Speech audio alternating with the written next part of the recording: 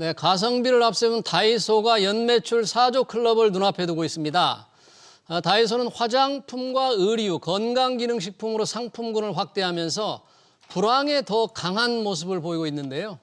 5천 원 이하의 초저가 상품으로 유통업계의 판도를 바꿔놓은 아성 다이소의 아성이 어디까지 치솟을지 오리나 LS증권 연구원 모시고 얘기 들어보겠습니다. 연구원님 어서 오세요. 안녕하세요. 요즘 뭐 다이소 일주일에 한두 번씩 안 가는 분 없을 정도로 많이 간다 그래요. 네. 지금 뭐 4조 클럽 얘기했는데 네.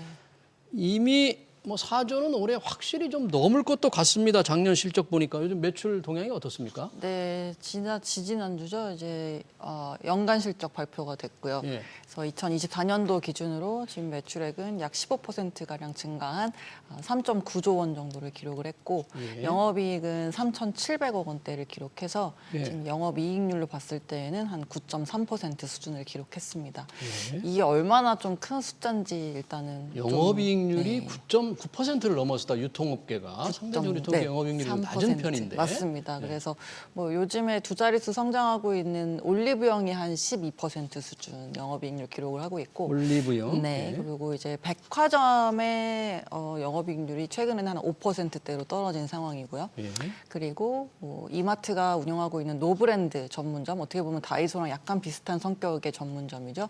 여기가 뭐 한 4% 조금 안 되는 수준의 영업이익률, 그리고 편의점이 한 3% 좀 안 되는 수준, 예. 그리고 할인점 같은 경우가 이제 1%가 안 되는 한 0.6에서 0.7% 수준인데 지금 이렇게 높은 수익률을 기록을 하고 있다는 것은 꽤 의미가 있다라고 말씀드리고 있고 예. 아시겠지만 지난해 연간으로 소매 판매액이 전년 대비 2.2% 감소를 했고 이게 2003년 카드 사태 이후에 거의 최대폭으로 감소하고 지금 거의 최장기간 동안 한 2, 3년 정도 계속 하락이 나오고 있는 상황에서 상황인데 유통업계 전반적으로. 네, 그런 상황에서 지금 두 자릿수 성장을 했다는 것은 꽤 의미가 있는 부분이다 이렇게 말씀드리고 있습니다. 예, 지금 다이소의 영업이익률을 보니까 9.3% 작년 기준 뭐 유통업계 영업이익률이 굉장히 낮은데 이마트라든지 뭐 쿠팡 영업이익률도 굉장히 낮죠. 굉장히 낮습니다. 제가 아까 말씀드린 것처럼 지금 할인점만 봤을 때에는 1%가 1% 안 되는 수준이고요. 네. 놀랍습니다. 그러면 이런 경쟁력, 매출도 전체적인 유통이 줄고 있는 상황에서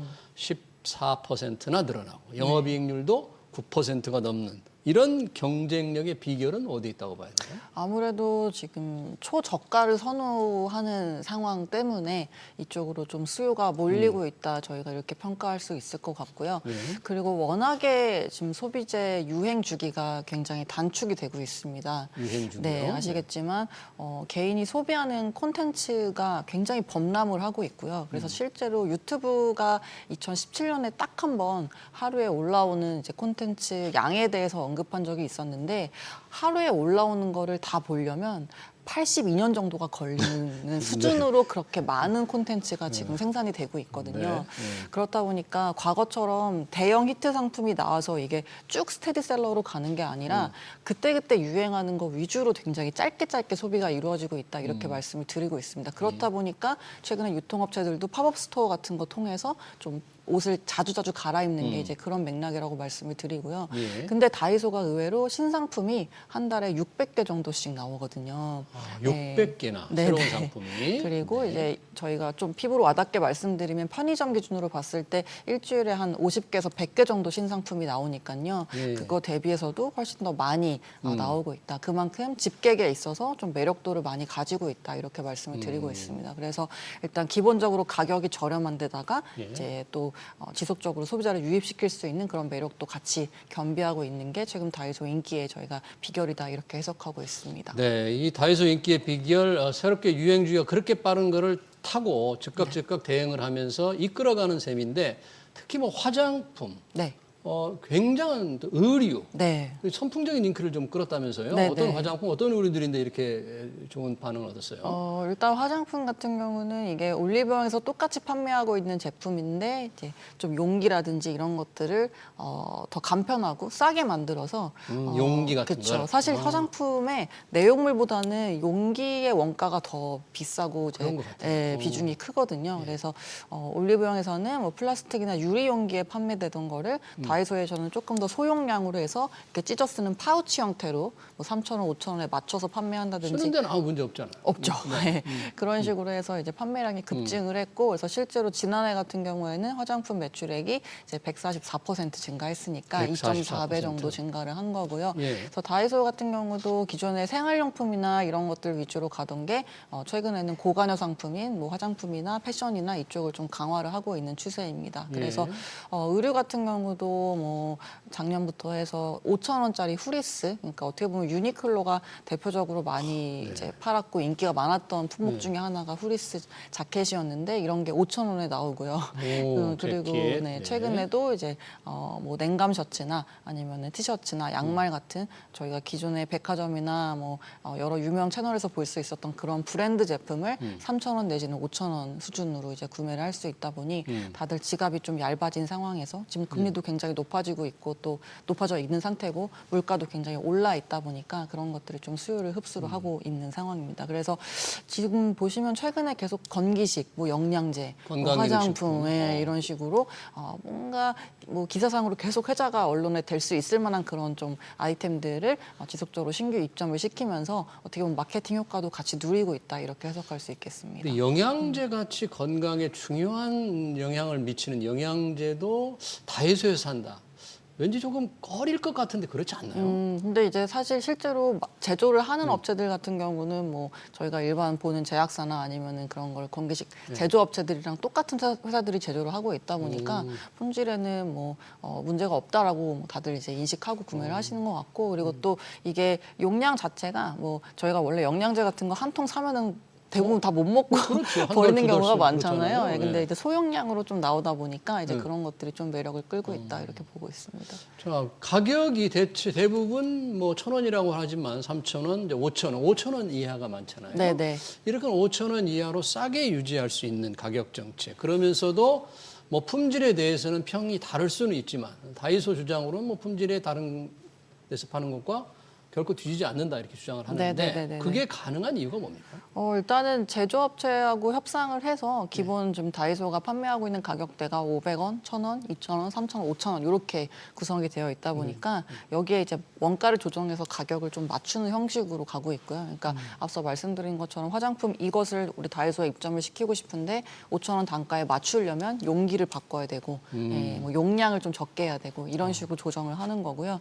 그리고 아무래도 좀 불필요한 유통 과정을 중간중간에 줄이고 중간에 이제 있는 뭐 총판이라든지 아니면 도매상 같은 것들을 좀 제거하고 판촉비를 절감을 해서 이제 가격을 책정하는 부분들이 좀 주요하게 작용하고 있다 이렇게 보고 있습니다. 광고 마케팅비도 다른 데와 달리 조금 적게 쓰는, 별로 그쵸. 하지 않는 딱히 겁니다. 안 해도 뭐 지금 점포도 굉장히 많은 상황이고 뭐 거의 1,500개 넘어가는 수준으로 깔려 있으니까요. 네. 그리고 지금 최근에 다들 저가를 선호하시니까 이제 이런 부분들이 광고를 굳이 집행하지 않아도 자연스럽게 집객을 유도할 수 있는 그런 부분이다 이렇게 보고 있습니다. 제가 이제 다이소 상품을 많이 써보진 않았습니다만 창업한 박정부 회장의 자서전을 읽어보니까 1,000원짜리 제품은 있어도 1,000원짜리 품질은 없다. 물건이 1,000원짜리지만 네. 품질은 1,000원이 아니다. 훨씬 더 좋다. 이렇게 주장을 하시던데 네. 혹시 품질에 대한 불만 같은 건 없어요? 뭐 있을 수는 있겠지만 사실 이게 뭐 개개인별로 다 느끼는 바가 다를 거여서 그리고 가격 자체가 기존에 뭐 저희 인터넷 쇼핑 통해서 구매하시는 것 대비해서 훨씬 더 저렴하다 보니까 예, 가격 대비 성능으로 봤을 때는 대체로 만족을 하시고 그런 부분들이 뭐 지난해 소실적으로 나타나지 않았나 이렇게 평가를 할 수 있겠습니다. 자, 요즘 유통은 대세가 온라인인데 다이소도 역시 온라인몰을 운영하고 있지 않습니까? 온라인몰의 영업 현황은 어느 정도인지 또 배송은 요즘 뭐 유통업체들은 배송 전쟁인데 실제 배송 면에서 소비자들에게 좀 편리한 정도가 배송이 되고 있습니까? 원래 말씀 주신 것처럼 다이소가 이제 온라인을 하고는 있었는데 가장 못하는 것 중에 하나가 온라인이었거든요. 온라인. 가격이 예. 싸서 그런가? 그렇고 일단 굉장히 그 다루고 있는 품목의 개수가 많고 너무 많으니까. 그리고 이제 다이소 몰이 뭐 두 개로 그러니까 인터넷상에서 PC상에서 운영되는 사이트랑 또 핸드폰 모바일 앱이랑 뭐 이런 게 다 이원화되고 있고 통합이 안 돼 있어서 복잡했던 게 이제 과거까지의 모습이었는데요. 근데 이제 지난해 다 통합을 시켰고 실제로 이게 활성 사용자 수 같은 경우도 빠르게 올라오고 있는 상황입니다. 그래서 통합시키고 나서 지금 한 400만 정도 월간 활성 이용자 수 기록을 하고 있는데 400만. 이게 뭐 숫자로 비교를 해보시면은 쿠팡이 이제 3천만 명 당연히 넘고요.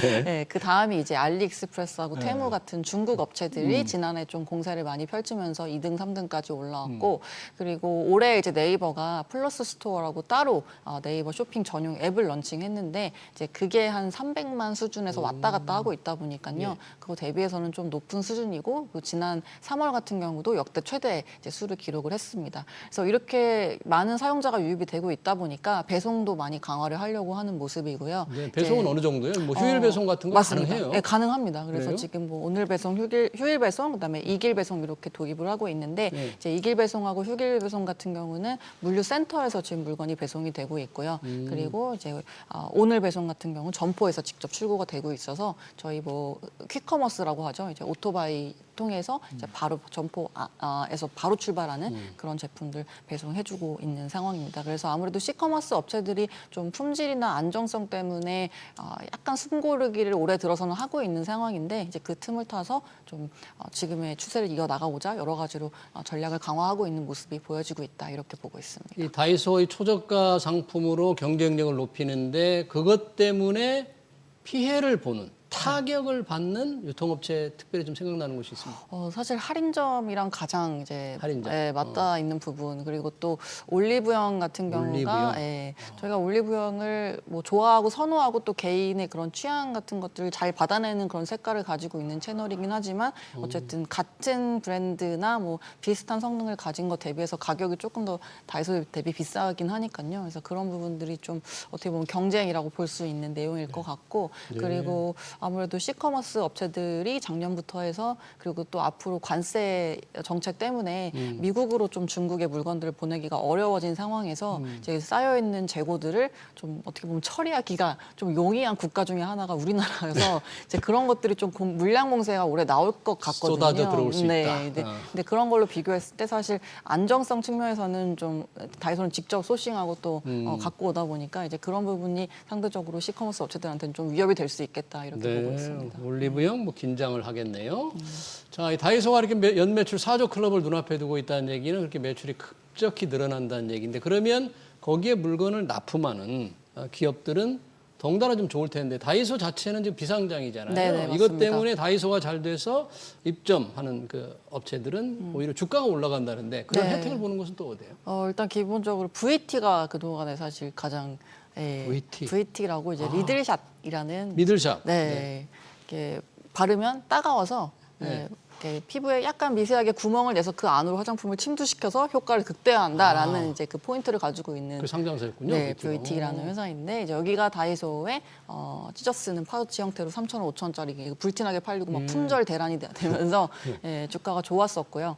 그리고 또 그 외에 이제 잘 되는 부분들이 나오다 보니까 아모레퍼시픽이나 뭐 클리오 같은 업체들 기존의 대형 이제 브랜드 업체들도 다이소 전용 제품을 만들어서 이제 입점을 시작을 했습니다. 그래서 다이소가 아무래도 뷰티 쪽으로 좀 올해 들어서 공격을 가속화할 것으로 전망이 되고 있다 보니까 거기에 입점하는 브랜드 업체 같은 경우는 주목할 필요가 있겠고 그리고 또 이런 브랜드들은 사실 브랜드 입장에서는 직접 생산하기보다 그냥 외주를 줘서 OEM, ODM들을 활용하는 게 훨씬 더 나은 그런 성격을 가지고 있는 이제 품목이다 보니까요. 그 뒷단에 있는 ODM들 같은 경우도 이제 국내 수요에 이제 늘어나는 거에 대한 부분들을 수혜 받을 수 있다 이렇게 전망하고 있습니다. 네, 지금 다이소란 이름 때문에 이게 일본 기업이 아닌가 하지만 사실은 일본과는 관계없는 토종 기업이 됐습니다. 네. 그 전에 일본 기업이 지분을 가지고 있었으면 다 네네네. 인수를 했잖아요. 네, 맞습니다.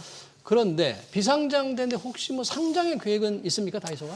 아마 상장을 이제 증권사들은 했으면 좋겠을 거고 계속 네, 유혹을 하는 건 권유를 하겠죠. 하는 예, 건요? 권유를 하지 않을까요? 예, 저는 그렇게 추정하고 있습니다만은 근데 어쨌든 지금 성장세가 굉장히 좋고 시장의 관심을 고려할 때 향후에 뭐 가능성은 남아 있다 이렇게 보고는 있습니다만 회사의 공식적인 뭐 계획은 나온 게 아직은 없는 상황입니다. 그래서 뭐 일단은 간접적으로 다이소가 흥행하는 거에 대한 수혜를 받는 그런 수혜 업체들 위주로 둘러보시면 좋겠다 이렇게 말씀드릴 수 있겠습니다. 네, 잘 들었습니다. 연매출 4조 클럽을 앞두고 있는 다이소의 아성 얘기 잘 들었습니다. 지금까지 오리나 LS증권 연구원이었습니다. 연구원님 고맙습니다. 네, 감사합니다.